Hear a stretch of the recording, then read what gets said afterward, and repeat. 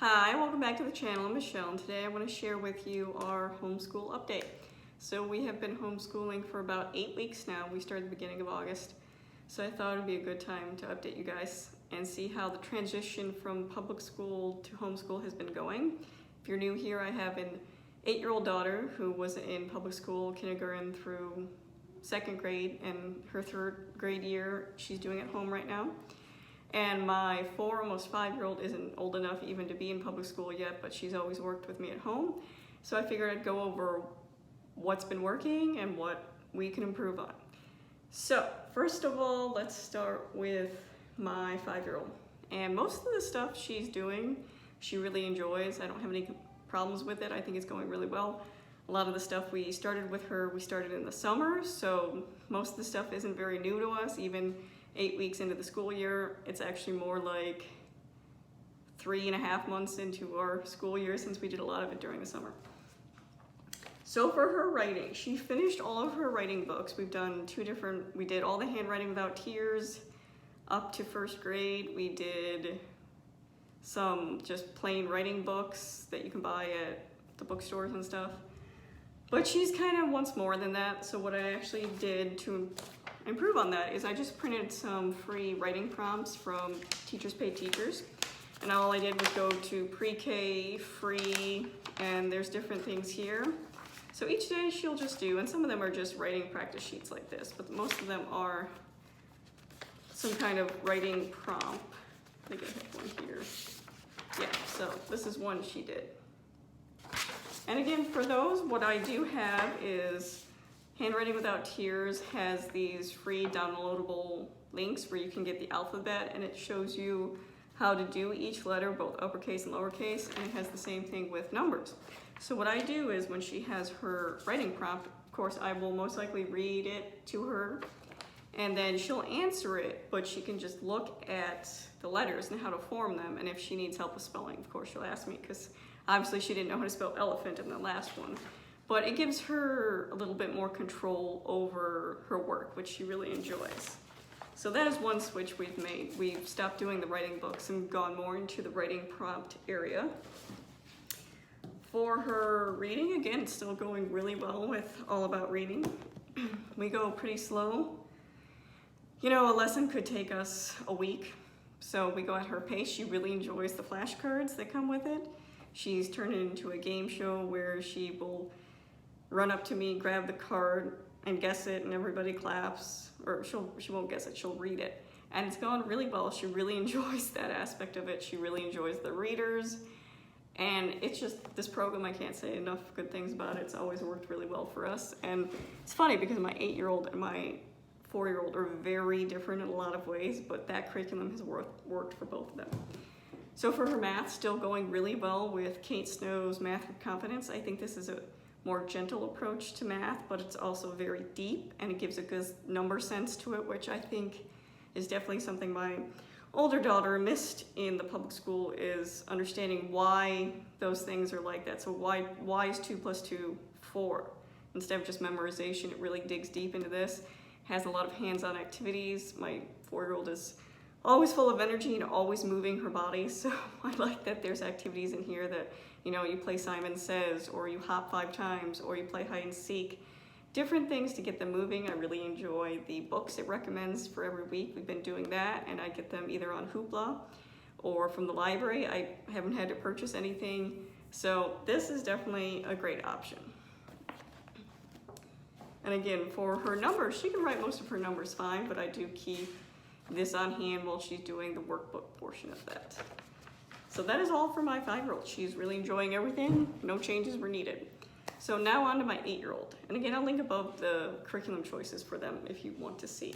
So for her, let's start with what wasn't working. So handwriting. She did Handwriting Without Tears. She did the cursive. She did another cursive workbook. But she I of course asked her about all this stuff before making this video, but I also think it's important to talk to your student or child and see, you know, what's working for them, what changes they would like to see, and so on. It's kind of like a parent-teacher conference, and really get everybody's opinions and perspectives on what's working, what's not. So she's not a big fan of writing. And what I mean, like, she'll write stories and things like that, but she doesn't like this kind of writing where you just copy something, any type of copy work.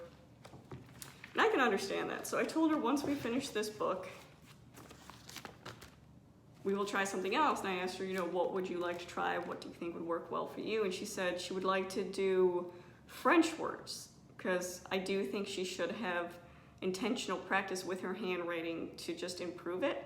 And she agreed too that she does like how her handwriting has improved, but doesn't exactly like the workbook aspect of it. So she wants me to print out worksheets where she can copy French words, and that would be more fun for her. And I said, sure, I can do that. So that is one change we'll be making. We'll be moving away from handwriting workbooks into something a little bit more fun for her. Now for Wordly Wise, I think it's gone really well. And again, I go over this more in detail, but she really likes it. The only complaint she had was it's too easy. And again, I got book 2 and and this would be more second grade. And she's obviously in 3rd grade, but I wasn't sure what the vocab, how she would do on it. And she knew most of the vocab words already, probably because she reads a ton.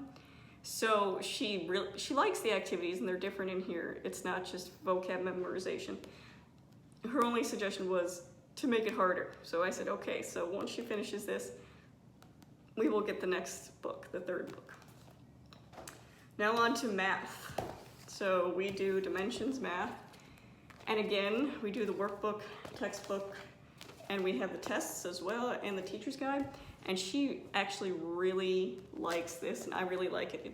I know it can be definitely overwhelming when you first look at all the material and the lesson plans. We use the teacher's guide. I don't use the home instructor's guide. I use the actual teacher's guide, which is made for a classroom, which I haven't found an issue adapting any of the activities or anything taught into our homeschool. So I much prefer the teacher's guide over the homeschool guide.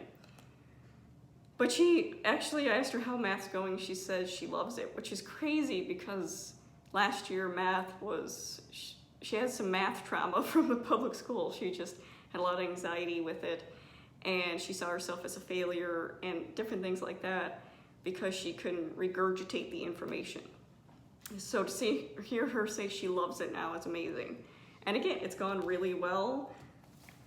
We just started multiplication and division, and she was surprised how easy it was, because one of the things that this does a really good job is laying a good foundation. And we also did Math Facts by Kate Snow, the addition and subtraction, and I will be getting the multiplication as she gets farther into multiplication, the actual multiplication table and things like that. I think Kate Snow does a wonderful way of visualizing it and preparing your child to be able to do mental math.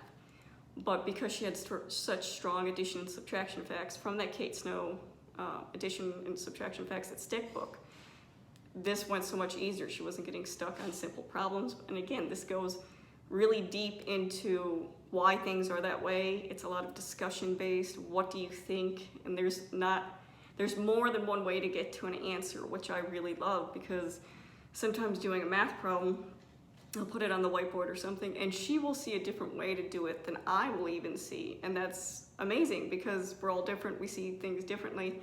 And with this program, it allows you to explore those different ideas instead of saying, well, that's wrong because you're not doing it this way in the book. So she's really enjoyed it. She doesn't mind the tests at all. She actually likes the review. And most of the time when she does the test, she gets maybe 1 or 2 wrong out of all of them.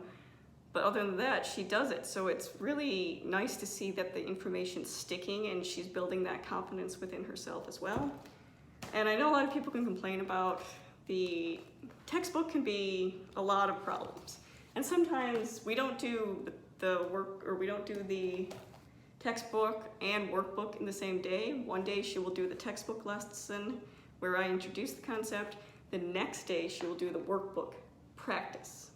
And that's how we divide it up. I think it would be too much if you did both the textbook and the workbook activities in the same day. I think that would be too much because there are a lot of problems. But I think that's a benefit because my daughter especially benefits from mastery approach, understanding something and trying it over and over and over again. And it helps builds her confidence that she understands it and can do it by herself. Before this program, she would constantly have me by her side or asking me if this was right or wrong. Well, now she'll do her workbook pages pretty much independently. She will occasionally ask me for clarification on something, but she has the confidence to go into these now, knowing that she can do it herself. So again, I love the program, highly recommended. We'll continue with that. Lightning Lit, I have a review of that, I'll link up above. Again, love this program, my daughter has really enjoyed it. I'll give you a preview of some of the readers we've done, and she does these independently, which is wonderful because it saves my voice. And she's really liked all of these, well, except one. So this is some of what we have. I just got most of these from thrift books, so they're only a couple dollars a piece. But this is one she didn't like, and it wasn't a bad story or anything. And she says she didn't like it, but while she was reading it, she would yell at the book, well, why don't you just talk about it? These people don't know how to communicate. And she says she doesn't like it because it was a book without necessarily a happy ending. And she's getting into books now where the endings aren't always happy. So it was interesting to see her emotionally involved in a book. So again, I really like it. I think it's gone really well. I like the composition assignments. I like the persuasive writing in here. It takes you through how to research a paper, how to outline, how to make a rough draft. Goes into grammar lessons, which what I really like in here even says in the book, you know, you probably won't memorize all the grammar rules because that's ridiculous. There are so many rules, though some of them make absolutely no sense. And most of the time you will come to know them by sight just because you see them so much, and that's the truth. But she has a general understanding of where those rules come from and practice with it. And the grammar exercises and everything are always related to whatever book she's reading. Same with the composition assignments, it's always related to a certain book. So again, really enjoy this. The other thing she's doing is a little bit of Michael Clay Thompson, and we do this about 3 times a week. And again, it's going really well. There are different implementation guides. I know the Facebook group has one. I just bought mine used off eBay. I know if you buy the entire program, you get the implementation guide, the guide to show you what to do free. But again, since I got it used, I just looked at different options on the Facebook site that people have done, and I just kind of figured out how we were going to do that. But again, I think this is a wonderful program. I think it's a very expensive program. Not sure why it's so expensive. These books normally run like 30 bucks a piece, and that's a lot because you go through a lot of books, so definitely look for used. But I like that she can now look at a sentence and tell me what part of speech it is. So for example, I printed or copied from this, and she was able to go through and tell me what's a verb, what's a conjunction, what's an interjection, and I think it just does a wonderful job of introducing the student to that and helping them understand the concept. And the way it's written is sometimes there's funny stories in here that will explain the concept better, and it's definitely a different approach, and I like it, and my daughter really likes it too. So let me know if you want a specific review on that and how we use it. So that is my 8-year-old. And for our group subjects, our electives, I would say it's going well. We are doing Torchlight. We don't do everything in Torchlight. We don't do the science because we learned about some of that. We did geology this summer, and a lot of it was earth science, so we sub out our own science in that. Same with geography. The geography program I don't think is great in this. It kind of seems more like busy work. So we sub out our geography, and there's a vocab book that you can do with this too. Again, we sub it out, we don't do it. So we take the things we like and don't do the things we don't like. And one day, I swear, I'll do a review of this. It just has so many components, it's a lot. So the read alouds, I would say, are great with Torchlight. I have one of them here that I bought, Ingrid the Brave. We also did Value Magic, Turtle of Omen, Fortunately the Milk by Neil Gaiman, which is a great audiobook. I highly suggest that. We just finished up The Emperor's Riddle. And again, my kids really all like these books. I also like how there's diversity and you get to experience with different cultures in these books. That's one of the reasons I chose Torchlight. And again, great options. So some of the things that we like and don't necessarily like. So we have really enjoyed the logic part of this, which is truth, truth, and lie. 2 articles out of here, or you've got 3 articles in each chapter. 2 of them are true, 1 of them is false. It goes through how to teach your student how to look up information, have good resources, learn fact from opinion, different things like that. I think that's essential, especially in our world today, where you're able to read something and understand the resources coming behind it, if there's a personal bias from the author, if it's meant to inform you, persuade you, different things like that. So we really enjoyed looking at this and looking up the articles. My daughter's only suggestion is she would like to go deeper into the articles, because some of them are pretty interesting and she'd like to research more than we have time to. So she'd like to go deeper in some of this. That would be her only suggestion, but I really like this option of logic. Curiosity Chronicles. This, my 8-year-old likes this. My 5-year-old could care less. She's off doing her own thing most of the time. She likes the activities that go with this. My only complaint with this, I like the dialogue that's 2 different kids talking back and forth to each other. I think that's a great way for kids to learn, but it does go a little fast. The actress that does Mona's voice talks really fast sometimes, and it can be harder. And I think it's about the audiobook, because we got the audio version of this. When each chapter is like a 15-minute audiobook, which isn't bad, but it's a lot of information usually crammed in there.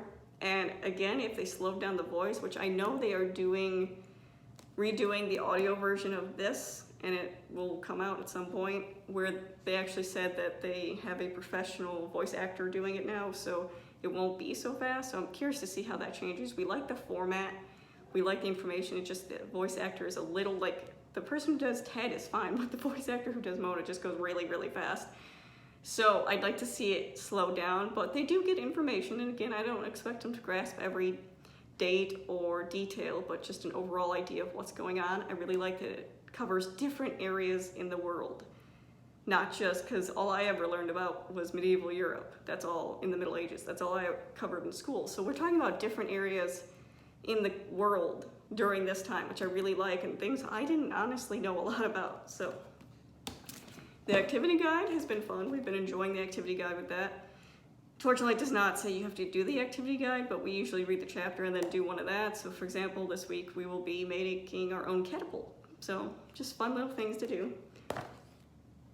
Some of the other things, this was suggested by Torchlight, and we have really enjoyed this. One of the activities was to make a medieval feast, and it has recipes in here and different ideas for decorating and stuff like that. So we actually had a medieval feast where we decorated our dining room to fit it. We put sheets on the windows and stuff to make it look all fancy. The kids helped me prepare a meal, and then they each got to choose a role. So someone was the peasant, someone was the lord, someone was the lady, someone was the entertainer. So they prepared songs and poems to perform. So again, it was just really fun, and I really liked the projects in here so far. So for science, again, I have a review of this, working wonderfully. I can't say any negative things about it. I know a lot of people shy away from it because it's seen as public school curriculum, but first of all, it's free, completely free. You can see everything online. It's easy to implement. It covers, it's not too much information and not too little information, because a lot of science programs try to cover a big depth of it. It's completely secular, which I prefer. And it's just really good demonstration, a lot of discussion based. And both my kids, my almost 5-year-old and 8-year-old, enjoy doing this. Same with geography. We don't do Torchlight's geography, we do the core knowledge. Again, this is the kindergarten level, because each grade has a different level. So for example, the science, this is for 3rd grade. But this one is for kindergarten because, as I explained in the review, my 8-year-old has never been exposed to any type of geography in her public school, so she didn't know continents or countries or anything like that. So we started at a much lower level and are building our way up. But again, this is really fun. They provide a lot of online resources, videos, different things like that. So all the hard work's really done for you. You just have to read through it and implement it. And again, a lot of it's discussion based. So we really like that. For our morning time, that is one thing that I let slip, that didn't really, we were good at it for about 3 weeks, but it got to one of those things where I'm a let's get the work done and then have fun later kind of person. And my kids are different, which I need to work on that. They enjoyed the morning time, but it got to the point where one kid was working on something and I didn't want to pull them away to do this and disrupt the work they were currently doing. So I really just need to find a better place to put it in our schedule. So they liked the social emotional cards. My daughter actually said she'd like to go back to doing these things and she missed them. We do different trivia, fun books, things like that. We did Mad Libs, which both my kids really enjoyed. Great way to practice parts of speech. And then we would just pick a book from the library. I think last time it was dogs, and then we did cats, nonfiction book talking about specific animals. We did service dogs one time. So they really enjoy having that kind of freedom to explore the things they're interested. I just need to do a better job of finding how to fit it into our schedule.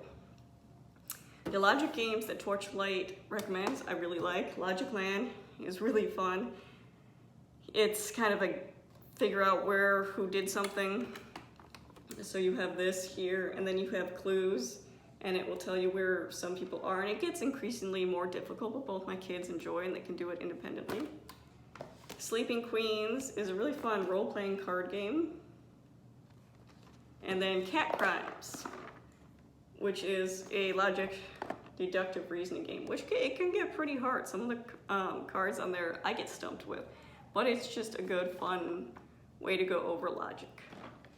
So for some other things, we were doing Exploring Nature with Children. Again, really enjoy this program. We were doing this with a friend in a co-op, so I don't do every lesson. We do, I think, 2 lessons a month, and it's been going really well. The lessons are short, and I highly recommend the Facebook page for this because people lay out what they've done, and you can search specific, like we did leaves. You can search leaves on the site, and it'll give you what everybody did for these and free resources. So it's almost like people have already done the work for you. You just gotta find what you want to do. So I highly recommend this. It's been really fun. Little Justice Leaders, again, we love this program. It's a social justice subscription box for kids. I think this week we are doing a specific social emotional learning, and I think that's really important, especially with homeschoolers. I'm not sure we necessarily cover that as well as they do in the public school. I know when my daughter was in there, they covered many things, not just bullying, but self-esteem, different things like that. So I'm excited to go through this month's box and dive deeper into social emotional learning and development because I think we could all benefit from that. So again, like I said, most things have worked out this first 2 months of homeschooling, and we haven't made a lot of changes, but everyone seems pretty happy. My daughter's only critique would be maybe to go deeper into some areas. But that is the wrap up for the first 2 months of homeschooling. If you have any questions, let me know down below. Thanks for watching.